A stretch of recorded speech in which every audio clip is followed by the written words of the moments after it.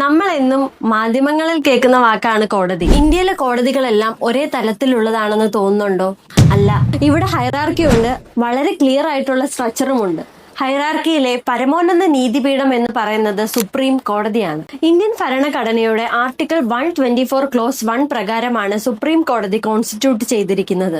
അതിന് തൊട്ട് താഴെ ഹൈക്കോടതി. ഇന്ത്യൻ കോൺസ്റ്റിറ്റ്യൂഷനിലെ ആർട്ടിക്കിൾ 214 പ്രകാരം ഓരോ സംസ്ഥാനത്തും ഓരോ ഹൈക്കോടതികൾ വെച്ചും ആർട്ടിക്കിൾ 231 പ്രകാരം ഒന്നിൽ കൂടുതൽ സംസ്ഥാനങ്ങൾക്കും യൂണിയൻ ടെറിട്ടറികൾക്കും ഒരു കോമൺ ഹൈക്കോടതി എന്ന നിലയിൽ കോൺസ്റ്റിറ്റ്യൂട്ട് ചെയ്തിട്ടുണ്ട്. ഉദാഹരണത്തിന് നമ്മുടെ കേരള ഹൈക്കോടതി ലക്ഷദ്വീപ് യൂണിയൻ ടെറിട്ടറിയുടെ കൂടെ ഹൈക്കോടതിയാണ്. ഇതിന് താഴെയായിട്ടാണ് സബോർഡിനേറ്റ് കോടതികൾ വരുന്നത്.